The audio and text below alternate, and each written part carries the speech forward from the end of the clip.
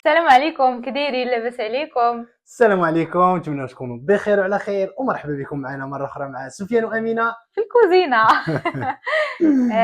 اليوم ان شاء الله الشيف سفيان شنو غنوجدوا اليوم بيان للمتابعين؟ سور اكله جديده، وكما المتابعين قال لنا سفيان ورينا كيفاش كتصاوبوا البيتزا. انت عايش في ايطاليا، تعيش في ايطاليا يعني، وعندك مع الريستوراسيون داكشي بيان حتى سور انا تعرف. انا لاحظت يعني في الكومنتات كيطلبوا لنا ديروا لنا الطريقه ديال البيتزا، بالخصوص مني انا يعني ضروري كنبغي العجينه ما كتنجحش ليا يعني.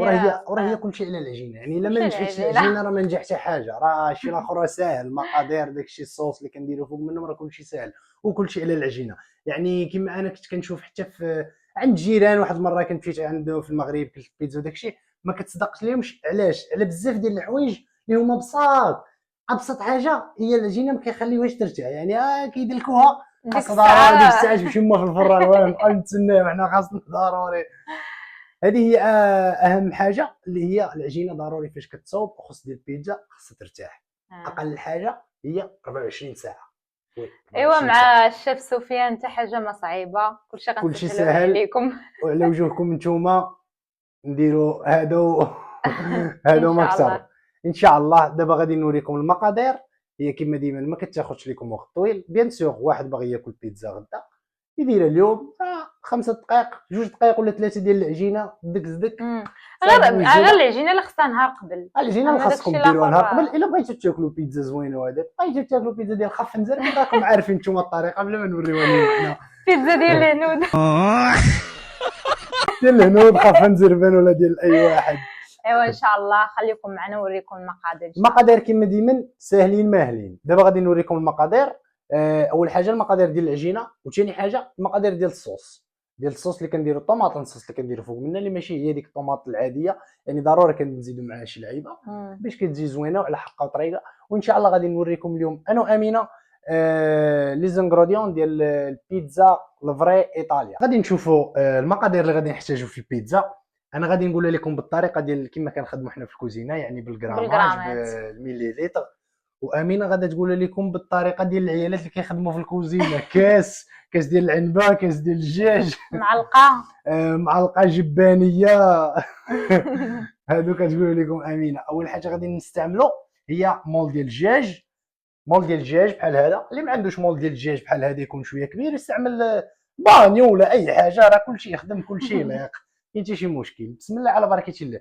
غادي نحتاجوا 20 ام ال ديال الزيت ديال العود، نص كاس ديال الزيت. ها هو صغير.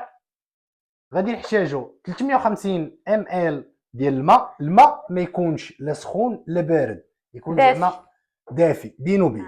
وجوج كيسان تقريبا ديال العنبه، غادي نحتاجوا 300 غرام ديال الفورس. الفورس الابيض هو هذا. الفورس الابيض الدوبل زيرو، حنا كنقول ليه الدوبل الدبل زيرو. زيرو حنا عندنا هو الفورس. 300 غرام. نتوما تقريبا راه كتشوفوا تقريبا زلافه. جبانيه تقريبا عامره. زلافه حيت حنا عندنا زلافه كبيره. غادي نحتاجوا 200 غرام ديال على ما اظن انا هاد الطحين ماما كتقول لي المسامد، حيت كيكون بحال الفورس. المساند. هما المساند كاين واحد جوج تما الزين. المساند ماشي المسامد اللي كنعسو بهم، لا هذاك الطحين بحال الفورس ولكن هو حرش شويه. انتما كما كتشوفوا هذا ابيض وهذاك صفر وكيكون شويه حرش. علاش كنديروهم؟ هذه ماشي كلشي كيستعمل هذه الطريقه. انا ورا لي واحد يعني واحد السيد كان كيصوب بيتزا من قديم وداك الشيء. علاش كيديروا حتى من هذا حقاش ملي كدير البيتزا في الفران كيعطيك هذاك اللون ديال البيتزا، يعني ما كتجيش صفراء بحالي. كتجي هذاك اللون يعني ديال الذهبي ديال الخبز، مذهبه كتجي زوينه واعر. هو اصلا وشو صفر وشويه حرش كما قالت لكم انا. كديروا زلافه ديال الفورس ونص زلافه ديال هاد الطحين الصفر. هو اللي وريناه لكم، هو اللي ورينا لكم ستوري، وسميتو بالطاليني كنقول ليه فارينا ريماشيناتا، وهذا فارينا دوبيو زيرو، يعني هذه ديال الدوبل زيرو وهذيك ديال ريماشيناتو. وعاد باش غادي نستعملوا الخميره 10 غرامات ديال الخميره. كل واحد كاين اللي كيكون عنده حبوب وكاين اللي كتكون عنده هذه اللي عجينه عادي. المهم معلقه كبيره ما عامراش، ما تكونش عامره، ما تكثروش من الخميره حقاش هي طريقه غتخمر ليله كامله، تخمر ليله كامله. هذيك هي احسن طريقه، وهذيك هي احسن طريقه باش كتطلع لكم البيتزا. وعاد باش ثاني غادي يخصونا 12 غرام ديال الملح كما تقريبا كتشوفوا. معلقه كبيره عاود مع امراش وي. ديال بيان الملح. سور. وعاد كيبقى ثاني حسب الذوق، كل واحد حسب الذوق ديالكم. ولكن هادو هما لي زانغريديون. شوفوا هانتوما تبعوا هاد المقادير، ديروها بالطريقه اللي درتها انا، ولا ما صدقتش لكم بيتزا على حسابي نجي انا شي لعندكم ونصاوب معاكم. والله ما كاين حتى شي مشكل، نقطعوا البيي ونمشيو، ما كاين حتى شي مشكل. علاش جايين صاوبوا بيتزا على حساب المتبعين هذا اكثر، ما كاين حتى شي مشكل. تستاهلوا كل خير. خليكم معنا ندوزو عاود الطريقه كيفاش غنديروا العجينه. ايوا دابا غادي نشوفوا صوص طوماط ديال البيتزا كيفاش كتصوب. اللي هي كيفاش كما كتبان لكم شي كتكون على شكل صوص طوماط، ماشي مطيشه محكوكه. كنشريو هذه الصوص كتباع ديريكت بحال ما هكا. هذه دابا مثلا حنا غادي نستعملوا نص كيلو ديال الصوص طوماط. غادي نحتاجوا تقريبا كاس ديال زيت العود. انا غادي نمشي غير بعيني. عندكم هنا واحد شويه ديال الباسيليكو، اكثر ما كثرتو هو الحبق، اكثر ما كثرتو اكثر ما كيكون مزيان، حقاش هو كيعطي داك المذاق ديال البيتزا فريمون. هنا غادي نحتاجوا 2 معالق كبار ديال حنا كنقول ليه بالطاليانيه الاوريغانو، سميتو بالعربيه الزعتر مطحون. الزعتر وي الزعتر هو اللي كيدير في البيتزا. وهنا معلقه كبيره ديال الملح. على بركه الله نبداو بالملح بهذه الطريقه. نزيدوا الزعتر كيما هكا غطيو كامله. نزيدوا عليها البازيليكو، ما نحتاجوش، غير عيننا ميزاننا على البازيليكو، فهمتوا. وعاد تقريبا شحال تقدر تزيد؟ نص كاس صغير بحال ما هكاك. عينكم ميزانكم ثاني، من بعد راه كتذوقوها. بسم الله. دابا هذه هي خاصنا نصوبوا نهار قبل باش يبقى هذاك المذاق، يعني مع العجينه باش هي كتشد هذاك، كيبقى فيها داك المذاق ديال العشوب ديال داكشي اللي درنا.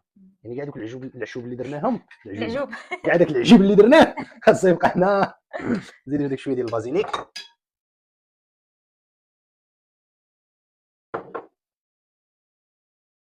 صافي دابا هذه ان شاء الله هي غادي تمشي تنعس هاد العجينه. السلوفان نغطيوها مزيان، خليوها حتى تحت الغدا. وي. كاينين بزاف ديال الناس كيقول لك كاين شي وحدين كيفاش كيخدموا كيزيدوا فيها حتى السكر. انا اصلا ما كنزيد فيها لا سكر لا حتى حاجه. علاش كيزيدوا فيها السكر؟ باش كيقتلوا هذيك الاشيديتي ديالها كما كنقولوا حنا بالطاليانيه، الحموضيه ديالها كيقتلوها بالسكر. ولكن هي اصلا الا قراو مزيان صوص طوماط راه ما كتقتلش الحموضه ديالها، راه غير كتغطى. وهي باش تقتل الحموضيه ديالها خاصها طيب، يعني بحال كتخفض من الكونسونطراسيون ديال ديك الحموضه. فوالا. هي الا بغيتي تقتل الحموضيه ديالها خاصها طيب مزيان. ولكن هي الصوص طوماط ديال البيتزا ما كطيبوش قبل بحال الصوص ديال ليبا وداكشي. يعني نورمالمون الصوص ديال ليبا كتبقى كطيب شي ساعتين ولا 3 سوايع باش تقتل فيها ديك الحموضيه. هذه ما كنطيبوهاش حقاش اصلا كطيب مع البيتزا دغا يعني، وهي كتكون اصلا خفيفه بحال كيما هكا دغا راه هي دغيا. هادو هما المقادير اللي غادي نصاوبوا بهم البيتزا ديالنا. حنا عندنا 2 بيتزات، انا وامينه اختارينا نديروا وحده مارغريتا وحده بالقيمرون وبالطون. مارغريتا هي البيتزا الاصليه. هي كيفاش تزادت انا نقول لكم ملي تزادت مارغريتا. كيمشي فيها صوص طوماط، الموتزاريلا مقطع على هذا الشكل كما كتشوفوا. حنا كنشريوها حنا اصلا كنشريوها هكا. والبازيليك اللي كنتو نتوما كتقول لي الحبق. والاخرى غادي نديروها نص الطون اللي معروف كيمشي مع ديما البصله والطون. والنص الاخر غادي نديرو بالقيمرون بالكروفيت. الكروفيت انا البارح شرملته، درت له واحد الشرميله ديال فيه الزيت السودانيه، الملح، البزار، شويه تحميره وشويه ديال هاد البازيليك مقطع. وي صافي. هذا ما كانوا خليتها حتى هي في الفريكه حتى تشرملت مزيان وشديت فيها ديك التشرميله. دابا غادي ندوزو نشحروها حقاش غادي ندير لها غير نص تطيبه. الكروفيت بحال غير غنشحروه شويه حقاش من بعد كيكمل طيابته فوق البيتزا في الفران. والناس اللي كيسولوني كانوا شي ناس كيسولوني واش في الفران ديال الدار كتجي زوينه البيتزا. وي بيان سور، ديروه الدرجه الماكس ديال الدرجه. حنا عندنا 250 ديروا كامل 250 وديروا الفوق والتحت. على 5 دقائق طيب المره الاولى، تخرجوها ديروا فوق منها الموتزاريلا وشي الاخر. طيب هي في الاول 5 دقائق تخرجوها وعاد باش ديروا المقادير. رجعوها طيب يعني مني حنا دابا كنسرحوا البيتزا ديالنا كنديروا غير طوماط صوص شويه فوق منها وكتخشيها 5 دقائق كطيب البيتزا كتخرجوها وعاد باش كديروا الموتزاريلا وكديروا كاع داكشي اللي بغيتو. حنا نوريهم وانتم تقدروا ديروها باي مقادير بغيتو، فلفله البصله كيما بغيتو. دابا غادي نبداو ان شاء الله بالفرص هو الاول. عاد باش غادي نزيدوه طحين صفر. هو هذاك طحين صفر. شوفوا اللي عنده الماكينه خلط كلشي بالماكينه، ولكن من الاحسن هاد البيتزا صوبوها مع الوليدات الصغار وخليهم يوسخوا يديهم، يتعلموا شويه يقيسوا العجينه بيديهم كما كتشوفوا. ثالث حاجه اللي غادي نزيدو هي الماء، ولكن الماء ما تزيدوش كامل، يعني غير نص وكثر من نص زيدوا باش تخلطوا. شي الاخر كنستعملوه حتى الاخر. بسم الله وخليو زيدوا شويه اخر بحال ما هكا. هذا غادي نحتاجو حتى الاخر. بسم الله صافي خلط وجلط ان شاء الله. ملي كتكبوا الماء وكتبداو شويه كتخلطوا بحال ما هكا، كتشدوا الخميره ديالكم وكتفرشوها كامله مزيان، كتجي بحال ما هكا مفرشه وزيدوا خلطوا. هذاك انا دابا من بعد مني غادي تجمع العجينه غادي نحولها، غادي نحيد المول صافي غادي نحطها هنا فوق هذيك وغادي نكملوا. ملي كتبدا تجمع شويه بحال بهذه الطريقه العجينه كنزيدوا شويه الاخر ديال الماء شويه ماشي كامل، صافي كنزيدوا ندلكو ثاني حتى كتجمع مزيان. الله يا ربي اليوم غنتهنى من العشاء. ياك راه خاص 24 ساعه حتى الغدا علاش تهنى من ماشي العشاء. اليوم حقا الغدا اليوم غير العجينه. المهم غدا عندي عشاء موجود ان شاء الله. كما كتشوفوا ملي كتجمع بحال هكا نزيدوا عليها الملح، باقا ما تجمعتش كامله، وغادي باش نزيدوا عليها داك شويه ديال الزيت ونعاودوا ثاني نعجنوا مزيان حتى تجمع على خاطرها.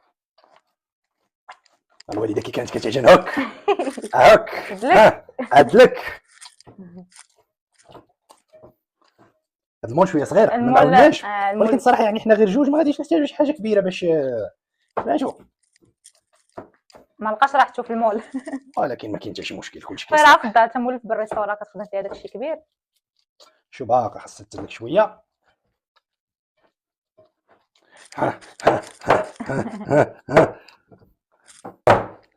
هاد التدليكه ديال الوالده الله يخليها لنا الله يذكرها بخير. دابا انتم شوفوا مني كتبان لكم بحال هكا، شوف باقي عليها شويه باقا كتهرس، خاصها تزيد تدلك باش ما تبقاش تشرق بحال كيما هكاك بهذيك الطريقه. خاصها تزيد تدلك مزيان. تزيد تدلك مزيان. دابا اللي عندهم القصريه ولا شي حاجه راه غتجي واعره.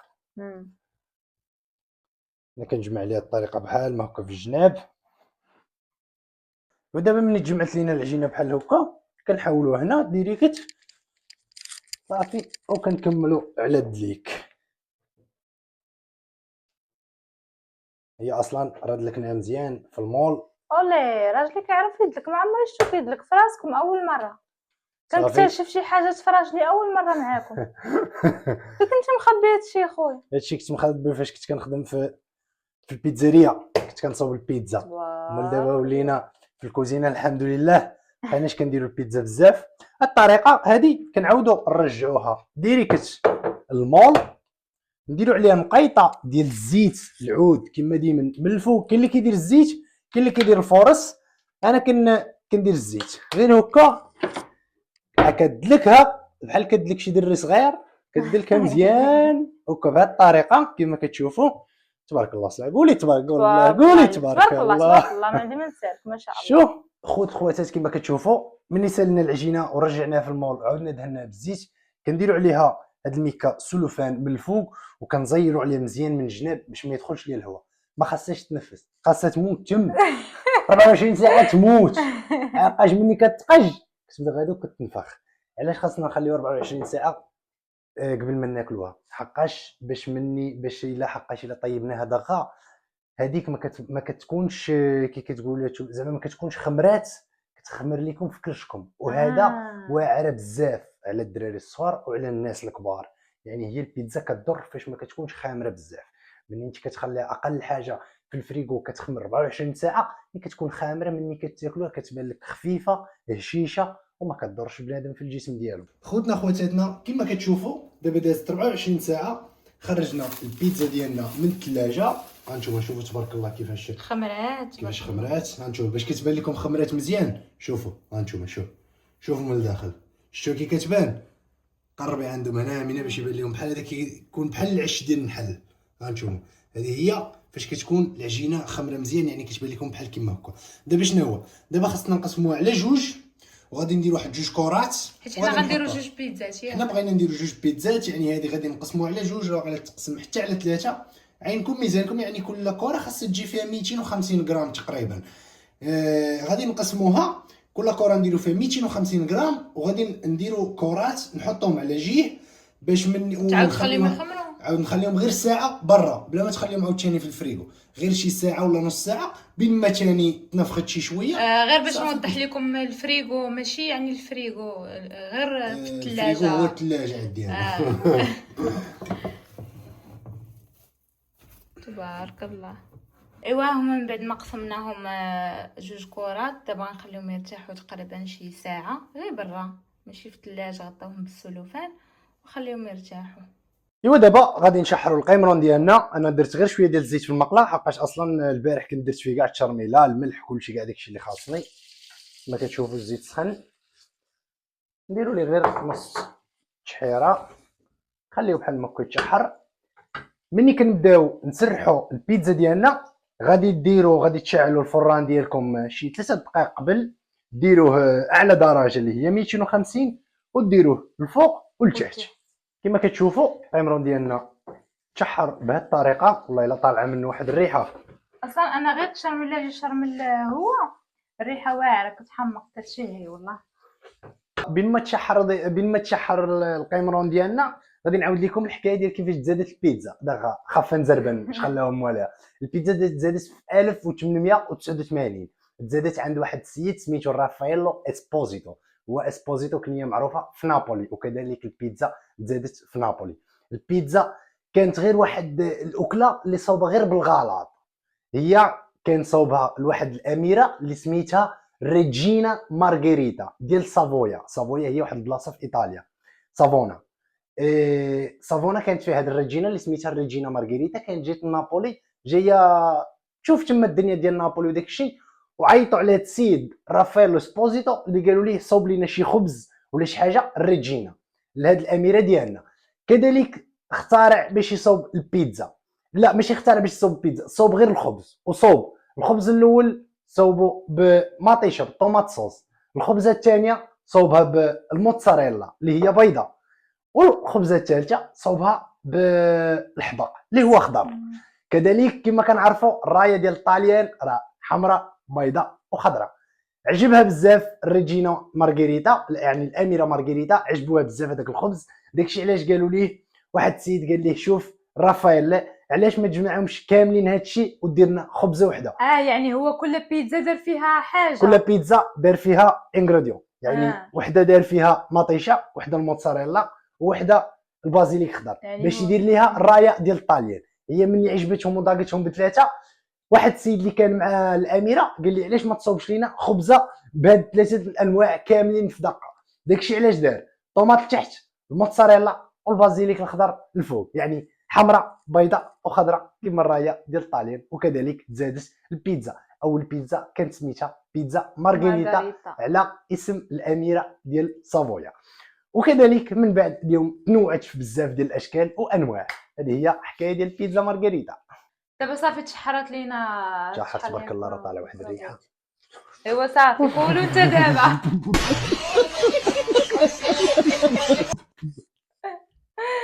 سخونه حرقت تنجطلت.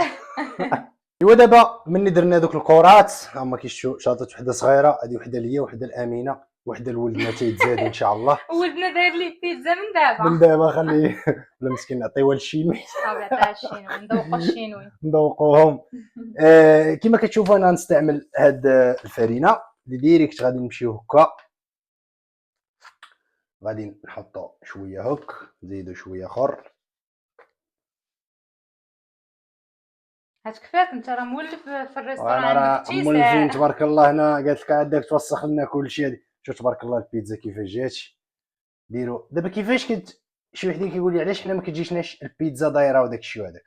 حنا غادي نديروا جوج بيتزا دايرات. نتوما الا بغيتوا ديروها في اللاطه سرحوها عادي على حساب الشكل ديال اللاطه، حطوها ديريكت في اللاطه. الا بغيتوا تجيكم دايره مثلا كما غادي نديروا حنا، بهذه الطريقه. علاش كنصاوبوا الكرات؟ باش كتجينا ساهله. الكره هي كتبقى ديما دايره بحال ما هكا. يعني حنا دابا كما قلنا لكم خرجناها نص ساعه شويه قبل. كتزيدوا هوك بسم الله على بركه الله. لا نديرها حتى برجليا، رجليا حتى هما نعاودوا بصبعانك هكا سرحوها وبقاو غاديين مع هادي. كتخليو حساب واحد 2 سنتيم ديال اش كتقولي نتوما هذا امينه؟ ما عرفتش اش كتقولي. حنا كنقول ليه الكورنيشون جناب. ما بغيناش نوسخوا الدنيا مره على حساب المتابعين. وسخ الدنيا حتى من بعد نمسحها. اولي اولي راه فينا ما يقلبوش يقلب في السماء، ولكن الصراحه غادي نوسخوا الدنيا بزاف. داكشي علاش خليو حتى المره اخرى ونقلبوا ونشقلبوا. صافي كتبقاو كدوروها بهذه الطريقه. الله يجعل البركه. دوك الجناب ديالها كيجيو بحال كيجيو شويه. ما خاصكمش توركوا على الجناب باش ما يهبطوش. حاولوا ديما بحال كيما هكا تخليو ليهم شويه. كتجي مغرفه كيما البيتزا. كيما كتعرفوا البيتزا هذا هو الشكل ديالها. يعني كما قلنا كتمشيو هوك من التحت للفوق وكدوروا على الجناب بهذه الطريقه. يعني كتخليو حساب واحد سنتيم ولا سنتيم ونص ديال الجنب ديالها اللي هو كيجي هذاك الجنب اللي دايرو زوين. كما شفتوا كتجي بهذه الطريقه. هذه هي البيتزا ديالنا كما كتشوفوا. درناها في اللاطه ديالنا جات على هذا الشكل. دابا ديروا ليها بحال ما هكا. علاش؟ حقاش هذه غادي تمشي في الفران ديال الدار. يعني داكشي علاش كنديروا ليها واحد 4 حيدات بالفرشيطه بحال ما هكا. وهذا باش ندوزو الطوماط بسم الله بشويه. واخا الشيف كنقول ليه بشويه باش ما يوسخش ليا. تا مولف في الريستوران تزرب ودير هذه اما هذه راه غدار. حنا اختي كنديروها بشويه. تبارك الله تبارك الله. والله الا جاني الجوع. كان فيه الجوع منين شفتو كيصايبها زاد جاني الجوع. شهاني فيها. نتهنيت اليوم من العشاء. اليوم ما تولفيهاش.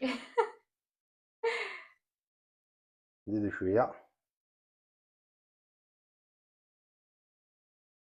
كتجي على الطريقه. حاولوا تخليو ديما هذاك الجناب ديالنا خاويين. ما كيمشيش فوق منه مطيشه حقاش البيتزا كتجي بحال هكا. ما كنديروش فوق منها مطيشه. كذلك دابا شعلنا الفران ديالنا كما قلت لكم اعلى درجه اللي هي كتكون 250 الفوق والتحت. وغادي نخليوها 5 دقائق. من بعد 5 دقائق غادي نعاودو نخرجوها نزيدو شويه ديال مطيشه صوص مطيشه. وعاد باش غادي نديرو لينغريديون ديالنا. اللي بغى الموتزاريلا، اللي بغى الفلفله، اللي بغى الجلبانه، اللي بغى الحمص، اش بغيتو تخربقوا خربقوا فوق من هذيك الساعه. كما كتشوفوا من بعد 5 دقائق 6 دقائق خرجناها من الفران. دابا غادي نزيدوها شويه ديال راه كل واحد وفرانو. يعني بقاو ديما كتقلبوا كما كتشوفوا راه باقا شويه خضراء. يعني دابا خاصنا نديروا ليها غير بحال تشد راسها شويه. غير بحال كما كتشكلوا قلبوها. راكم كتعرفوا زعما الطياب. نزيدوا غير شويه ديال الطوماط بحال كما هكا. عندك غادي نزيدوا الموتزاريلا ديالنا بهذه الطريقه. حاولوا حتى هي كذلك ما تخرجوش على الاطار. ما تخرجوش على السطح. شوفوا دابا هذه البيتزا درناها بهذه الطريقه راه حقاش عندنا الفران ديال الدار. يعني انا كنديرها بهذه الطريقه على حساب الناس اللي عندهم الفران ديال الدار.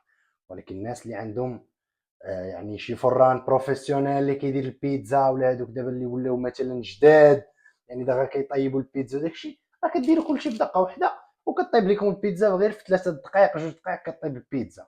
فهمتوا؟ هذا ما كان. هذه هي البيتزا المارغريتا ديالنا. ودابا غادي نخشيوها غير بالماء بالفرماج. يعني دقيقه ولا 2 صافي والبيتزا هي تكون وجدات. ايوا هذه الثانيه دابا. بسم الله. الثانيه اللي غنديروا نصها بالثوم. ولكن كما ديما اول حاجه مطيشه كنخشيوها في الفران 5 دقائق 6 دقائق كنخرجوها كنديروا الموتزاريلا والمقادير ديالنا حنا كل واحد يدير شنو بغا. وعاد باش ثاني كتحسبوا 2 دقائق اخرى ولا دقيقه صافي كتخرجوها وبصحه والراحه. تكمل الطياب ديالها. كتكمل الطياب ديالها كما قلت لكم راه كل فران وطيابو. يعني ما ديوش في الوقت. قابلوا البيتزا عندكم تحرق ليكم ولا سميوها بسفيان. سميوها فيانا. كما كتشوفوا كنكملوا بالطوماط صوص طوماط كما ديما بحال ما هكا. نخليو ديما هذوك الجناب. ايوا دابا جبدنا البيتزا ديالنا من بعد 5 دقائق كما قلت لكم نزيدوها شويه د لاصوص، نزيدوها شويه ديال انا لاصوص. حفظت المراحل. وكما قلت لكم راه كل واحد وفرانو. قلبوا البيتزا ملي تخشيوها المره الاولى قلبوها ديما. دابا هادي حنا غادي نديروها نص نص نص نص. نتوما ديروها ربع ربع، ولكن ما بغيتوش ديروها. شوفوا مثلا البيتزا الطاليانيه كدير طوماط صوص عاد باش كدير المقادير اللي بغيتي، مثلا الكروفيت ولا الطون ولا كذا، وعاد باش من الفوق كيديروا الموتزاريلا. في المانيا لا، المانيا كيديروا مطيشه، كيديروا الموتزاريلا، وعاد باش من الفوق كيديروا المقادير اللي بغاو، كيديروا داكشي بالمقلوب. ولكن هي الطريقه الصحيحه راه هي كما ديال الطاليان، يعني في الاول كديروا داكشي علاش باش ما داكشي اللي من الفوق ما كيتحرقش. بسم الله على بركه الله. اول حاجه غادي نبداو بالبصله، يعني غادي نقسموا البيتزا ديالنا على جوج. هذاك النص ديال الطون ياك؟ وي، البصله والطون حتى فين غبرتي. هادي هكا نزيدوها شويه اخر هنا باش تجي منصه، عاد باش غادي نديرو الطون ديالنا.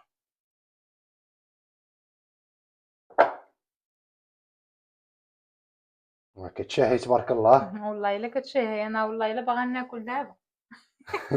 دابا النص الثاني غادي نديرو فيه كروفيت. انا عزيز عليا نستعمل ايديا ديريكت، هادشي باش كيخدموا. ايوا باش غنخدموا الناس بالفرشيط؟ راه اي واحد في اي دار مغربيه كتلقايهم كيخدموا بيديهم. يقول لك اللي قات انا عارض عليك ندير اللي قات هادشي. وهاد الزويته هاد راه هي كلشي، هي ديال. ايوا دابا غطي. ولكن هادو ما كنكثروش منا الموتزاريلا بزاف، حقاش راه ماشي مارغريتا، راه غير المارغريتا اللي كيكثروا منا الموتزاريلا بزاف. اللي كتجي غير بهاد الطريقه، ما تعمروش الموتزاريلا بزاف من بعد تجيكم صافي. الله يجعل البركه. دابا عاود ندخلوها دابا غادي ندخلوها للفران دقيقه ماكسيموم 2 دقائق، غير بين ما كتبان لكم هذيك الموتزاريلا زعما دابت خرج قطع. وكاين عاود نقول لك واحد الحاجه، كاين اللي كيعجبو ماشي غير الذوب، لا كاين اللي كيبغيها تتحمر، فهمتي؟ يعني كل واحد كتبقى طريقته كيفاش يخليها. ما تحرقش، تتحمر راه بطبيعه الحال غادا تحمر، مني تذوب راه كتحمر شويه. ايوا ها نتوما على البيتزا ديال سفيان. هانتوما التفشفيشه كي دايره واعره، الجناب جاو طالعين مفشفشين واعره الصراحه. هذه هي البيتزا مارغريتا، طوماط صوص طوماط موتزاريلا والحباق. هذه هي الاولى، باقا الثانيه ان شاء الله. الثانيه كطيب ولكن راه شوف كيفاش كتجي والله الا زوينه. ايوا هذه البيتزا ديالنا الثانيه، شوفوا كي جات ديال الطون والكروفيت، جات واعره هذه. تبارك الله عليك الشيف سفيان. الله يبارك فيك. ايوا المتابعين، وصلنا للنهايه ديال الفيديو، شاركنا معكم البيتزا. نتمنى يكون داك الشيء عجبكم، وكما ديما كان في المستوى. شكرا لكم بزاف، شكرا على الدعم ديالكم، على المتابعه ديالكم، وجربوها ان شاء الله وعطيونا رايكم. فيش تبارك الله. هاي مرحبا بكم مره اخرى. حنا ديما كنرحبوا بكم ملي كنطيبوا شي حاجه وكنتو قراب لينا، علاش لا تجيو تاكلوها معنا. مرحبا والف مرحبا، والله الا مرحبا بكم كاملين كاع المتابعين. شوفوا غير تبعوا المرحلات الوصفه دقه بدقه كما قلت لكم، وان شاء الله غادا تطلع لكم بيتزا واعره. غادي تبقاو غير تفكروني ودعيو معنا. داكشي اللي كاين، دعيو معنا. وشكرا لكم بزاف مره اخرى، وان شاء الله نتمناو عاود يكون الفيديو خفيف ظريف على قلوبكم كما كتقول ديما امينه. وانا كما ديما كنبغي نشكر كاع الناس اللي كيتبعونا داخل الوطن وخارج الوطن. شكرا لكم بزاف، شكرا على الكومونتيرات الزوينين اللي كتصيفطوا لنا. اقسم لكم بالله هادشي اللي كديروه غير على قبلكم وغير على الدعم ديالكم كيخلينا نزيدوا لقدام ونزيدوا نديروا هادشي. شكرا لكم بزاف. الكومونتيرات ديالكم يعني اي حاجه جايه من عندكم هي اللي كتشجعنا وتخلينا اننا نستمروا في هادشي. واخا نتوما عارفين هادشي ماشي ساهل، يعني صعيب باش توفق ما بين الخدمه ما بين التصوير وداكشي، ولكن ماشي مشكل، كنحاولوا حنا نبارطاجيو معكم داكشي اللي كنديروه، داكشي اللي كندوزوه مع بعضياتنا. كما قالت امينه، انا مثلا اليوم جيت من الخدمه البارح قاد لينا البيتزا حقاش خاصها تبقى 24 ساعه كترتاح وداكشي باش تخمر. اليوم كانت عندي الخدمه، جيت من الخدمه قالت لي لا والو ضروري نكملوا الفيديو، يعني ايام ودقداق وداكشي، ولكن الحمد لله في وجهكم نديروا هذا وما اكثر. شكرا لكم ان شاء الله بزاف. نتلاقاو في الفيديو الجاي مرحبا بكم مره اخرى.